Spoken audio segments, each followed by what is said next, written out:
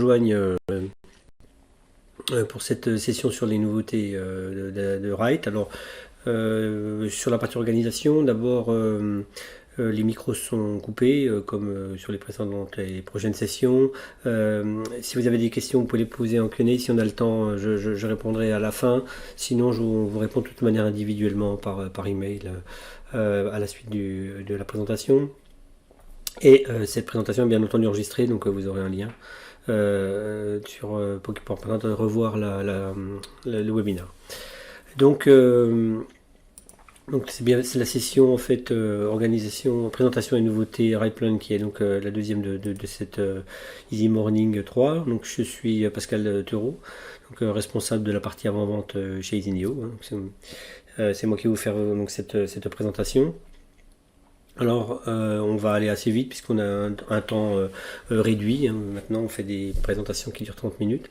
Donc, la solution Write, pour ceux qui ne connaissent pas, c'est une solution qui va s'intégrer sous la forme pour la partie interface d'extension installée sur Qlik et qui va être entièrement intégrée ensuite au fonctionnement natif de Qlik, c'est-à-dire qu'il va répondre aux filtres, aux sécurités et qui va permettre de faire de la saisie. Donc la saisie part dans des bases de données, puis sont effectuées soit un rechargement total, partiel, pas de rechargement ou un déclenchement de tâches pour mettre à jour une ou X applications dépendantes. Tout dépend du rythme et du besoin que vous avez de mise à jour des applications.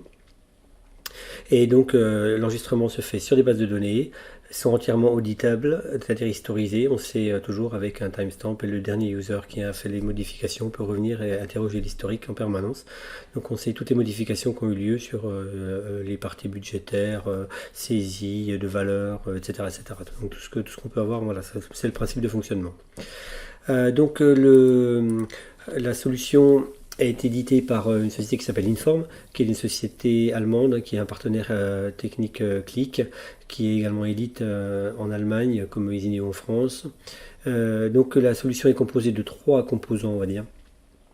Même si au niveau de la vente, il n'y a que deux composants, puisque on a Edit, Plan et Form, qui sont ici des solutions dites certifiées par Qlik, Trusted Extension. Edit est une solution qui va permettre simplement d'envoyer des données comme sous forme de tableau ou de formulaire, hein, qui est la même chose que Form. Donc l'un sous forme de tableau, l'autre se présente véritablement comme on a l'habitude de le voir pour un complément d'information où on va mettre des cases, du texte, etc. sous la forme véritablement du formulaire classique. Et puis un autre module qui s'appelle Plan, qui lui est beaucoup plus orienté, c'est celui sur lequel on va insister un petit peu aujourd'hui, même beaucoup, sur la partie élaboration budgétaire ou forecast. Donc l'idée là, elle est beaucoup plus de faire une saisie un peu massive d'informations avec une supervision du workflow et un contrôle de ce qui a été fait en temps réel, hein, pour le coup. Et donc voilà. Alors il existe une extension également qui s'appelle Gantt, qui est fournie avec la solution Write, que je vais vous montrer un tout petit peu, qui permet en fait de planifier des projets et puis de les faire modifier à la volée.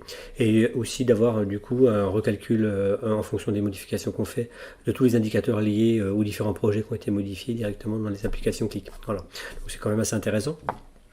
Donc tout ça n'a rien à voir avec la partie commercialisation, hein, puisqu'il y a 2 modules en commercialisation qui séparent juste Plan du reste, en fait, qui est un module un peu complémentaire. Voilà, pour ceux qui ne connaissaient pas, très très brièvement la scission entre les différents l'offre, hein, les différentes offres. Donc on va passer très rapidement donc maintenant à la partie démonstration. Bien, donc on va passer cette revue, ces présentations des objets Write. Alors on est orienté là sur une partie élaboration budgétaire. Bon, l'idée est de montrer l'ensemble des fonctionnalités à peu près de Write et sur la base d'un projet de création de budget ici, mais qui va permettre aussi de voir et de faire des commentaires sur ce qu'on pourrait faire autrement. Donc on est dans une société avec ici, vous voyez, de cadrage budgétaire, des business units à différents pays. Et en bas, on a le diagramme Gantt de Write également, qui est ici symbolise les différentes tâches du budget avec leur positionnement et leur enchaînement. Donc c'est une solution donc, qui se base sur des données de ClickSense comme d'habitude et qui en fait va pouvoir être modifiée en live comme ça directement par l'utilisateur si on doit le changer, enfin en fonction des droits qu'on a. Et vous voyez qu'il y a un taux d'avancement ici, et ce taux d'avancement en fait il est précalculé. Il peut être précalculé à partir de, par exemple, du nombre de BU qui ont été saisis ou validés ou soumises, etc. Qui permet de voir pour chacune des tâches où on en est dans l'ensemble du process, par exemple. Donc là, c'est un cas simple, mais dans les projets, c'est plutôt beaucoup plus élaboré, évidemment. Et puis, on peut aussi faire des affichages conditionnels. On peut changer le type de... Pardon, le plus de détails, par exemple ici par jour du mois, ici par semaine jour, et puis même à l'intérieur des jours par heure, et comme c'est le cas ici. Voilà, donc on va rester au mois dans le cas qui nous intéresse ici. On va s'intéresser plutôt maintenant à la partie saisie. Alors, on est dans une fonctionnalité de type administration ici, qui va permettre de créer le budget, de le diffuser, et puis de donner aux personnes ensuite la capacité de les saisir, et on a ensuite des modalités de supervision de ce qui se passe. Alors dans le cadre de ce budget ici, on n'a pas encore créé un budget, on va créer un budget sur l'année 2021, sur une ligne déroulante qui est ici, et puis on peut faire du budget ou du forecast. Donc avant de créer ça, on va déjà pouvoir, par exemple ici, affecter des utilisateurs à différentes tâches. Par exemple ici, on a un premier niveau de contributeurs, donc pour les deux premières colonnes qui sont ici, de valideur, hein, N+1, de valideur N+2. Donc ça veut dire que pour chacune des BU qui sont ici, on va pouvoir dire qui sont les responsables, les personnes en charge des différents niveaux. Donc sur le principe qui a été utilisé ici, c'est l'associativité à la ligne que permet Write, donc je permets de le montrer aussi. C'est-à-dire que ici on a un seul directory parce que l'utilisateur ici est lié, en fait, les deux colonnes sont liées. C'est la même chose que l'associativité de clic. Donc dans le directory EasyDemo, j'ai tous ces utilisateurs ici. Voilà, donc c'est filtré par rapport à ça. Si j'enlève l'utilisateur ici, maintenant, ici, je vois tous les domaines qui sont disponibles. Parce que du coup, donc, si je prends par exemple le domaine Azure, je vais maintenant dans les contributeurs, j'en ai 5 différents. Et donc si je prends un utilisateur ici, je reviens là, j'ai plus que Azure. Donc en fait le principe c'est qu'on peut aller dans tous les sens, comme on le fait d'habitude, de la même manière qu'on fait de l'associativité dans Click. Et surtout ce qui est intéressant c'est que j'ai associé ces deux champs là entre eux, et puis ces deux autres là entre eux, et ces deux autres entre eux. Donc on peut faire des sous-groupes qui sont symbolisés ici. Alors je vous montre en 2 secondes. Quand on est dans une dimension ici, quand on est dans une dimension ici, décidément, je me trompe, c'est dans affectation utilisateur, voilà, pardon. Et ici, si on va sur les dimensions, par exemple pour le contributeur ici, on a une notion qui s'appelle l'activité associated field, qui est ici. Et donc là, quand on active cette fonction, on a une boîte de dialogue qu'on va pouvoir accéder ici, et qui permet de faire, voyez, des regroupements. Par exemple, on va regrouper ces deux champs entre eux, ces deux champs entre eux, ces deux champs entre eux. Et puis ensuite, c'est le modèle ClickSense classique d'associativité qui va faire que les données apparaissent ou disparaissent en fonction des sélections qu'on réalise à la ligne. Donc c'est extrêmement intéressant parce que ça permet d'utiliser à fond les solutions Click en termes d'associativité, et puis de les retrouver au niveau des lignes. Donc c'est quand même une particularité très forte du produit, je trouve. Bon, en tout cas, pour le cas qui nous intéresse ici, on a également une notion de cadrage budgétaire à réaliser. Alors pour l'instant, par exemple, dans le cas qui est ici, on a demandé une attente moyenne de plus 3% sur l'année. Donc on peut faire par exemple mettre 3% pour les BU. Alors comment c'est prévu ici? C'est prévu une simulation par BU avec un taux qui est mis ici, donc une simulation pour créer un budget par rapport à ces taux qui sont ici. Donc on va pouvoir les aligner, on va dire peut-être 2%, donc celui-là va passer en rouge. Pourquoi? Parce que le taux qui est attendu est plus 3, donc ça a été paramétré, et donc il voit qu'on est en dessous de ce qui est attendu. On va mettre 9 ici, mais on va mettre moins 6 par exemple ici, moins 5, moins 8 ici. Voilà. Et on peut mettre des commentaires comme d'habitude. Donc je rappelle juste que donc, dans cet objet qui est ici, on peut donc également s'en servir bien sûr de Write pour faire des simulations. C'est le cas ici, c'est une simulation qui a été précalculée, donc si je fais ici créer, on va le voir un budget 2021. Mais je rappelle que dans le précédent Easy Morning, j'avais montré aussi comment on pouvait faire des simulations sur des budgets de vente, en mettant un certain nombre de paramètres, en gardant toutes les simulations qu'on a pu réaliser, mettant des commentaires, et puis on pouvait les partager avec d'autres personnes qui pouvaient modifier des paramètres, et puis comme on a un suivi de tout ce qui est modifié, ça permet de voir quelles sont les simulations qui ont été faites, qu'est-ce qu'ils ont changé comme paramètres, etc., etc. Donc c'est assez intéressant. On ferait sans doute qu'on fasse un webinaire également, juste sur les capacités en fait des simulations qu'on peut avoir avec Write dans ClickSense pour donner des idées en fait de ce qui est possible de faire. Alors ici vous voyez qu'il m'a créé un budget 2021. Voilà, donc c'est apparu ici par rapport donc à la validation que j'ai faite ici. Très bien. Ensuite, la clôture des périodes, bon, c'est une deuxième phase qui est déjà préparamétrée ici, qui consiste simplement, si j'enlève le budget là, qui permet en fait de bloquer des périodes dans saisie. Mais bon, pour 2021, tout est ouvert, mais par exemple, le budget 2020 est fermé, décembre étant inclus, mois inclus, donc il n'y a pas de saisie. Forecast ouvert à partir de juillet encore. Voilà, des choses comme ça. Et en fait, la dernière partie, c'est les périodes budgétaires, où il faut que je ressaisisse mon budget 2021. On va mettre des dates, et là l'intérêt c'est des dates butoirs à laquelle il faut que un des statuts soit atteint, et après ça veut dire qu'il est trop tard. Alors ça se correspond au gain qu'on a vu avant, et puis surtout ça pour rajouter ici en fonction des paramètres que vous voudriez avoir, de dire est-ce que j'envoie un email à chaque fois que quelqu'un m'envoie un statut différent, est-ce que je suis informé, est-ce que je suis informé simplement une fois par jour que le statut il a changé. Vous voyez, on pourrait mettre un certain nombre de paramètres comme ça dans le type pour l'avertissement workflow. Très bien. Donc dans le cas qui nous intéresse ici, on va diffuser le budget. Ça veut dire que ce qui va se passer, c'est que les personnes en charge des budgets qu'on a préparamétrés, comme vous l'avez vu avant, et qui ont mis à jour éventuellement le section access des applications, donc les droits, vont être informés que le budget est disponible et qu'il a été généré. Donc ça va mettre à jour l'ensemble des applications de saisie des différentes personnes. Donc voilà, je diffuse le budget. Donc je vais me positionner ici. Je vous affiche une autre feuille ici, vous voyez, qui se met à jour. Donc le budget est arrivé. Donc on est dans le cadre ici d'un autre utilisateur qui est un utilisateur orienté saisie. Donc cet utilisateur, il vient d'ouvrir l'application puisqu'il a reçu en fait tout simplement une notification par email comme quoi, vous voyez ici, le budget a été mis à disposition. Voilà, donc bonjour Patrick Trameau, les budgets viennent d'être mis à disposition, voilà tout ce que vous avez à faire, tout est ouvert, donc ça s'est fait avec ici Nprinting.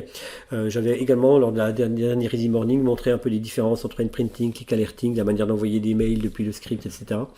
Et les différences qu'on pouvait avoir. Donc là la différence avec notamment Alerting, c'est qu'on peut mettre à l'intérieur du corps du mail tout ce qu'il y a à faire, rappeler à la personne en fait les statuts de différentes choses, puisque c'est du HTML, on peut mettre ce qu'on veut. Voilà. Bon, ici, donc je suis dans la situation de l'utilisateur final qui va faire sa saisie, donc il va choisir 2021. Pour l'instant, il n'a que des sociétés ouvertes. Il va prendre la société bio Minetal. On voit qu'il a attendu une hausse de 3% du budget, et donc on arrive sur l'objet en bas qui va permettre de faire la saisie.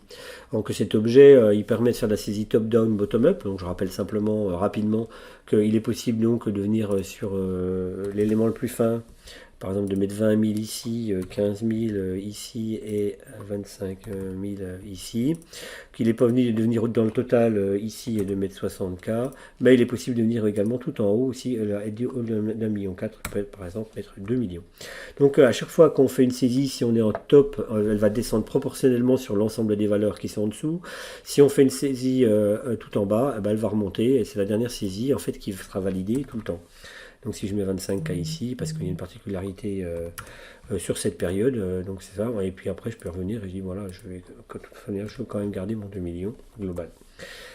Très bien. Alors ce qui est intéressant aussi, c'est le fait d'utiliser les capacités de clic, c'est-à-dire sur les parties hiérarchie. Il faut savoir qu'ici, par exemple, j'ai une type de hiérarchie avec des activités, etc. dans la société. Mais si vous voulez changer l'ordre, vous n'avez pas de hiérarchie à monter, puisque vous êtes dans du clic. Donc dans le clic, il n'y a pas de hiérarchie.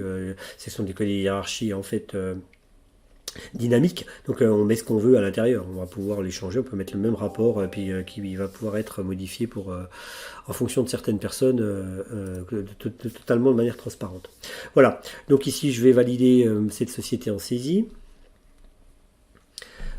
Très bien. Donc là, quand on fait ça, les données sont envoyées à une base de données, hein, qui est une base de données que je peux peut-être vous montrer ici.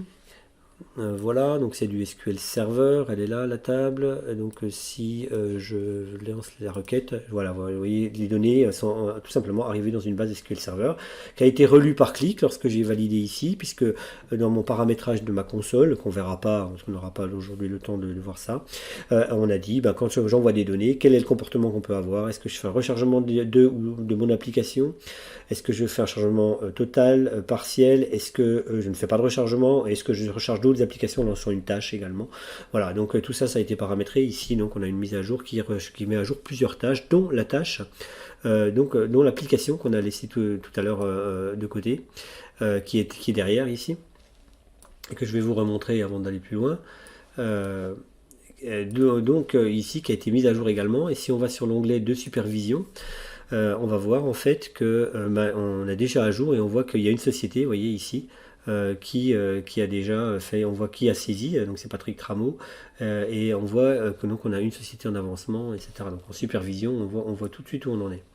Alors je reviens sur l'utilisateur qui est ici. Et maintenant, il va faire également une autre société ici. Alors je vais aller très vite du coup, je ne vais pas refaire vous montrer les capacités de saisie. Hein. Il va mettre 300K ici et il va envoyer ces données. Voilà. Alors du coup, on a des statuts en société en cours, donc qui ont commencé de la saisie, et tous les autres sont ouvertes, c'est-à-dire qu'il n'y a eu absolument rien de fait. D'accord. Alors, sur les sociétés qui sont en cours, c'est les deux qui sont là, je peux dire, moi celle-ci, la société Bio Mobility, pour moi, elle est OK, je la valide. À partir du moment où je la valide, on va déclencher en fait un processus de mise à jour qui va bloquer, vous voyez ici, maintenant la société n'est plus possible en saisie, puisque maintenant c'est au N+1 de pouvoir ou non agir sur cette société et pouvoir modifier ou pas les paramètres. Donc du coup, ça va se situer ici, toujours dans l'application de supervision. Je vais enlever la partie écran. Si je reviens maintenant sur la supervision. Donc on voit maintenant, vous voyez qu'il y a une société en cours et une société qui a été soumise avec les montants et les écarts par rapport à ce qui est attendu. Et puis ici, on va donc aller dans l'onglet, par exemple, des taux d'avancement. On voit que Biomobility est en société soumise.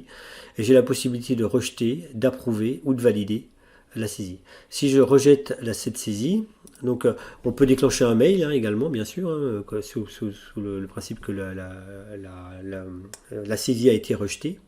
Et du coup, si je reviens sur l'application bon, ça va se mettre à jour, mais si je reviens sur l'application de l'utilisateur, il voit que la société a été rejetée. Alors il a pu recevoir également un mail, donc que cette application, il voit tout de suite en fait ce qu'il a à faire ou pas. Et voilà. Donc normalement il devrait avoir la saisie. J'ai dû me tromper dans un petit paramétrage, mais voilà. Donc le principe, c'est exactement ça. Ensuite, pour la partie supervision qu'on a entrevue ici, on a vu que ça permet effectivement d'avoir en fait une vue complète voilà, de tout ce qui se passe et en temps réel par rapport aux saisies des différentes personnes, qui en fait qu'avec un workflow qui se paramètre relativement, enfin qui est à construire en fonction de ce que vous voulez faire avec. Une chose également que je vous ai entrevu tout à l'heure, que j'ai montré rapidement, c'est la possibilité qu'il va y avoir dans une très prochaine version qu'on a ici en bêta mais qui va sortir, c'est d'avoir des saisies, vous voyez, d'avoir maintenant 3 mesures, dont 2 modifiables directement dans le tableau de saisie, le même que j'ai montré tout à l'heure pour la partie utilisateur. C'est-à-dire qu'ici, on peut mettre des montants comme on l'a fait, en top-down, bottom-up, de la même manière que ce que vous avez vu tout à l'heure. Donc ça fonctionne ici sur la partie quantité. Sur la partie prix, c'est pas possible puisque c'est une moyenne. Donc là, on peut pas saisir dans la valeur.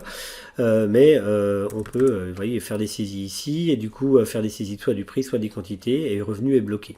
Et on peut même avoir ici la possibilité, si on donne le droit à l'utilisateur, de changer quelle est la colonne bloquée par rapport à la saisie qu'il veut faire. Donc ça peut être dynamique ou ça peut être bloqué ou ça peut être sur une condition dans une formule.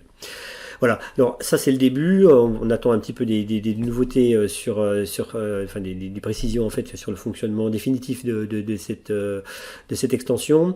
Donc c'est une nouvelle extension hein, qui permet en fait ce type de saisie.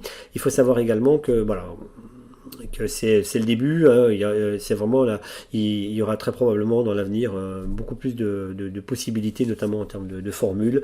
Alors le gros avantage, c'est qu'on va pouvoir aussi utiliser, quand on aura plusieurs formules comme ça, de pouvoir non plus se baser véritablement, vous savez qu'on est un petit peu contraint dans Write de se baser sur on est limité en nombre, en write plan, en nombre de colonnes.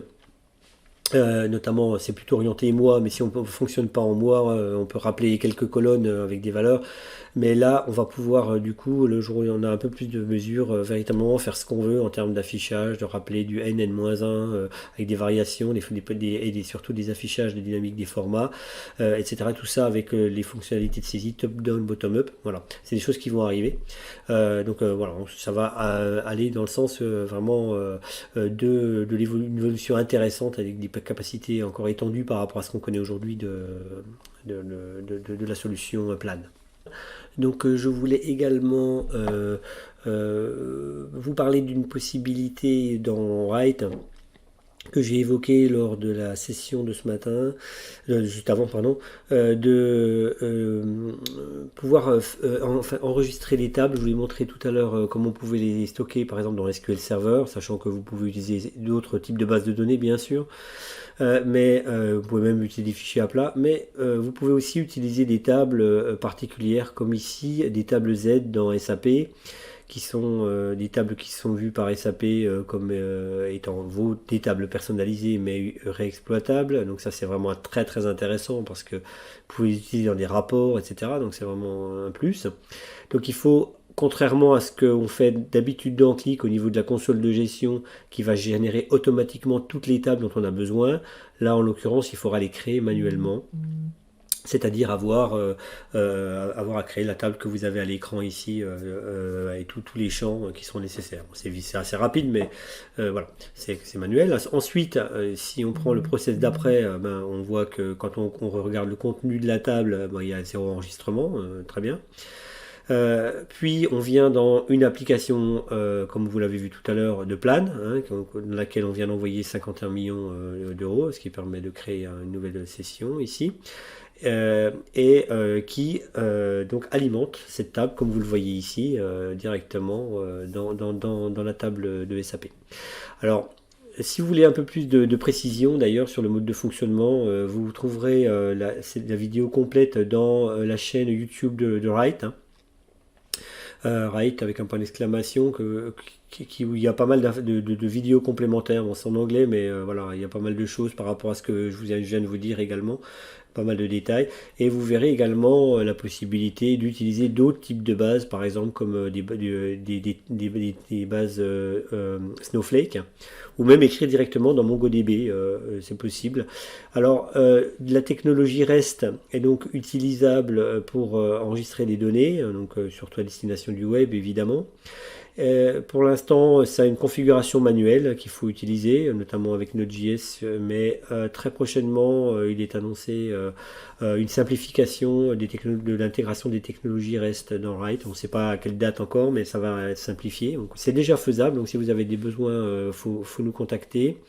Donc le gros avantage évidemment c'est qu'on commence à pouvoir interagir sur des applications web directement depuis Qlik. Donc le fait de pouvoir donner une valeur directement avec une techno REST quelque part sur une base qui va pouvoir déclencher un certain nombre de process. Et tout ça, ça va pouvoir se faire, ça peut se faire déjà avec Write. Donc ça offre quand même pas mal de possibilités supplémentaires par rapport à juste un enregistrement en base, avec des objectifs qui peuvent être un petit peu complémentaires et différents par rapport à ce qu'on pouvait réaliser jusqu'ici. Bien, donc comme j'ai été très vite, il me reste 1 ou 2 minutes pour vous présenter très rapidement quelques fonctions de la WMC, la Write Console Management. Donc, je vais essayer de ne pas être très technique, c'est pas le but. Mais d'abord, ça me permet de rappeler le mode de fonctionnement de Write, donc qui fonctionne sous une forme de différents services qui sont pilotés par une console centrale qui est ici, un peu à la mode de la console de gestion de Click. Donc c'est une version véritablement très très intéressante, puisque je le rappelle, hein, qu'on peut avoir de nombreux systèmes de stockage sur différents types de bases, et qu'on peut créer des points d'entrée, donc autant que l'on veut sur n'importe quel type de base. Donc on va pouvoir envoyer des données sur SQL Server, des données sur MySQL, etc., Oracle, sur DB2 ou autre type de données, enfin autre type de base, hein. Donc il y a un certain nombre de bases qui sont prévues, et puis s'il y a des bases que vous, donc on en a parlé juste avant également, mais des bases que vous voulez rajouter qui seraient manquantes, on peut demander aussi à aller facilement à l'éditeur si on peut le faire, comme on l'a vu pour le cas de SAP. Donc c'est quand même hyper intéressant, c'est très sécurisé, ça permet aussi une très très bonne robustesse.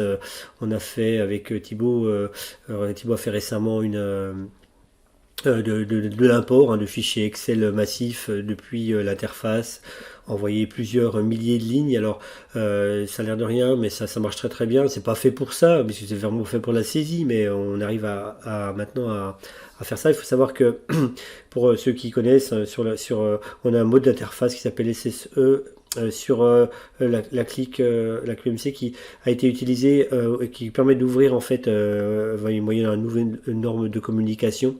Le moteur, enfin le moteur Click, oui, a des solutions type R, Python ou externe, et maintenant Write utilise le même protocole qui a accéléré pas mal le process, et puis qui permet aussi une authentification voilà, plus dynamique. Voilà, maintenant c'est des choses qui sont importantes, hein, vraiment bien intégrées à Click. Alors, moi je voulais juste préciser deux, trois choses. C'est que maintenant dans les endpoints, surtout si vous faites du mode plan, vous avez une interface qui va être un tout petit peu différente. Pour ceux qui connaissent, maintenant on met ces champs clés en fait, hein, et puis tous les champs de type colonne qui sont ici. Donc on a vraiment une scission avec maintenant, vous voyez, pour ce qu'on a vu tout à l'heure, les préfigures des KPI settings. C'est-à-dire ici on peut en mettre pour l'instant deux modifiables, et probablement pour l'avenir beaucoup plus. Pardon. Voilà, c'est là que ça se passe. Également la partie certificat, alors c'est un tout petit peu technique, mais sachez que l'interface a complètement changé, beaucoup plus simple qu'avant. Vous voyez, on peut aller directement sélectionner ses certificats sur ces serveurs, donc c'est beaucoup plus simple.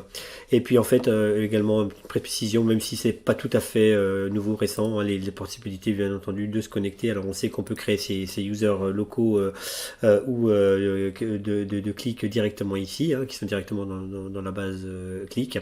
Mais on sait, voilà, on peut aussi rajouter des app users ici très très très simplement, très facilement, sur la partie gestion donc de la plateforme. Voilà, je voulais pas aller beaucoup plus loin. Je pense que le plus intéressant maintenant, c'est plutôt de passer au niveau des questions-réponses. Bon, la première question sur les tarifs. Bon, c'est classique hein, quand même. Alors, bon, sur les classiques, sur les tarifs, pardon, il faudra voir avec Amandine chez nous, enfin, prendre contact avec nous pour vraiment discuter de ça. Mais sachez, moi, ce que je peux vous dire, c'est que les tarifs fonctionnent pas en mode souscription exclusivement sur un engagement 3 ans. Et c'est par utilisateur des fonctionnalités, donc c'est pas lié au nombre d'utilisateurs que vous avez dans ClickSense. La tarification, elle est soit pour Edit, Gantt ou Plan. Mais si vous achetez Plan, vous avez l'ensemble des fonctionnalités, hein, donc Edit, Gantt et Plan. Et sinon, si vous pouvez prendre individuellement ce qui vous intéresse sur les autres modules. Voilà, ça fonctionne comme ça. Après, sur les tarifs, je vous invite vraiment à prendre contact avec nous, parce que en fonction de vos besoins, etc., il faut vraiment discuter avec un commercial chez nous. Très bien. Une question sur est-ce que les données qu'on a vues dans les tables là sont, je pense que c'est ce dont il est question, sont enregistrées dans les tables d'origine. Alors non, pas du tout, hein. Enfin, ça peut être sur le même système de tables que vous utilisez habituellement, mais les tables sur lesquelles les données sont enregistrées au moment de l'envoi sont des tables qui ont un format particulier, qui sont complètement scindées de ce que vous avez sur vos bases, donc ils ne viennent pas du tout mettre à jour quoi que ce soit dans vos systèmes internes.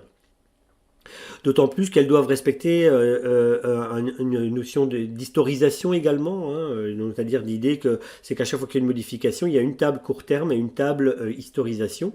La table court terme permettant d'être le plus légère possible pour avoir des temps de réponse rapides et une table long terme qui répertorie absolument 100% des modifications avec les timestamps, les personnes, etc. et qui est exploitable également dans Qlik, j'en ai un petit peu parlé tout à l'heure.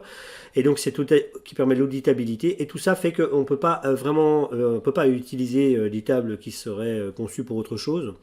Elles ont besoin d'être structurées avec des clés particulières qui sont liées aussi au type de données que vous voulez enregistrer.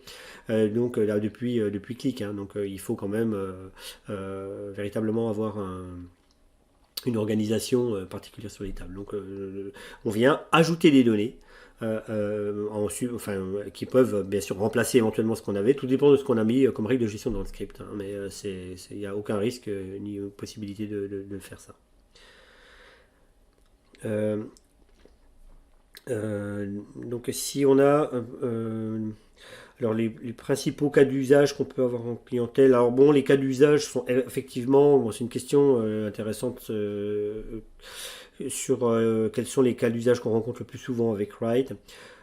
Alors on a par exemple bon déjà la partie Section Access sécurité, hein, donc il y a un webinaire particulier là-dessus qui est disponible je crois sur notre chaîne YouTube directement d'ailleurs. On a fait aussi des cas sur la supply chain lors de l'Easy Morning précédent qui est toujours disponible, qui est en ligne aussi également. Il y a d'ailleurs il y a Write anime un webinaire très très prochainement, la semaine prochaine je crois, sur du cas d'usage, c'est en anglais, hein, enfin c'est intéressant. Alors, vous pouvez retrouver le lien si vous vous abonnez, si vous nous suivez sur LinkedIn, on poste les liens aussi hein, quand il y a des choses comme ça, donc vous pouvez les suivre, ou sur Twitter également, si vous nous suivez, ça permet d'avoir des informations là-dessus. Mais sinon vous nous demandez si on peut vous mettre en lien avec le lien qui va bien. Qu'est-ce après, c'est nos cas clients. Alors nos cas clients sont très très nombreux, hein, ça va de complémentarité au CRM, la CRM parce qu'il y a des informations qui manquent et qui sont plus liées à la gestion dans les applications Qlik, à des commentaires, beaucoup de commentaires hein, bien sûr sur des différents systèmes qui permettent de remplacer des fichiers, surtout Excel bien sûr, ou des données un peu disparates, tout ce qui est table de paramètres également, tout ce qui est master data management. On voit beaucoup, on a un client par exemple avec de l'import massif de fichiers Excel directement dans les bases avec un import et puis un envoi avec des notions aussi sur qu'est-ce qu'on peut avoir également, voilà, il y a énormément de possibilités. Il faut imaginer aussi principalement tout ce qui est de collecte d'informations dans l'entreprise sans avoir à rajouter un produit supplémentaire pour les gens qui sont déjà utilisateurs, qui rentrent dans une interface connue avec les sécurités en place, avec tout ce qui va bien, et donc ça offre des possibilités vraiment importantes dans des délais courts. Hein. Voilà. Oui, alors on me demande s'il est possible d'échanger facilement avec des utilisateurs. Alors bien sûr, c'est tout à fait possible. Donc là, pour le coup, il faut nous contacter. On vous mettra en contact avec des clients qui ont beaucoup d'utilisateurs. Il y en a certains qui en ont plusieurs centaines. Il y a vraiment un peu de tout. Tout dépend de ce que vous voulez un petit peu, mais il y a déjà beaucoup d'utilisateurs. Alors, c'est une application maintenant que l'on vend beaucoup en France, mais qui est déjà implémentée dans pas mal de pays. Hein. Mais il y a un engouement assez intéressant vraiment sur ce produit. Hein. Donc il y a pas mal de clients maintenant sur la solution. Alors, est-ce qu'on peut limiter ouais. Alors, je suis pas très sûr de comprendre. Est-ce que est-ce qu'on peut réserver des colonnes à certains types d'utilisateurs en saisie?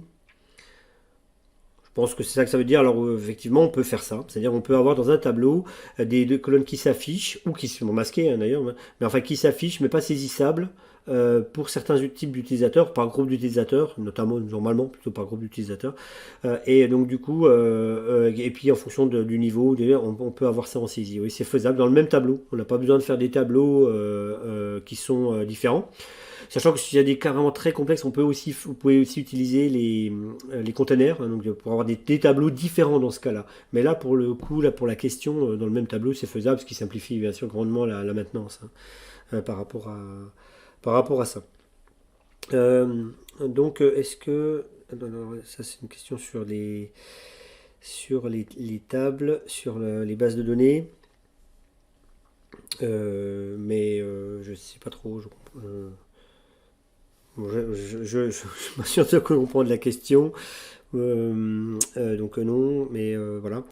Une question sur le bulk copy également. Alors, effectivement, dans les objets que vous avez vus, notamment dans l'objet plan, est-ce qu'on peut copier comme ça un lot de lignes et puis les envoyer à la base? Alors, on peut pas faire ça en fait, hein, donc, parce que c'est un format très particulier, vous avez vu avec des ruptures, avec des hiérarchies, avec un certain nombre de choses, et donc ça permet pas de faire ça. Par contre, dans Edit, on arrive à faire de l'import de fichiers directement depuis les bases, depuis le script en fait, hein. Et puis ensuite, on peut renvoyer ça très facilement en volumétrie dans les bases, hein. Voilà, c'est plutôt comme ça qu'on fait. Mais en tout cas, en copier-coller, en saisie budgétaire, non. C'est pas possible de faire ce genre de manipulation. Très bien. Voilà. Bah, écoutez, c'est à peu près tout ce que j'ai aujourd'hui comme question. Ok, très bien. Bah,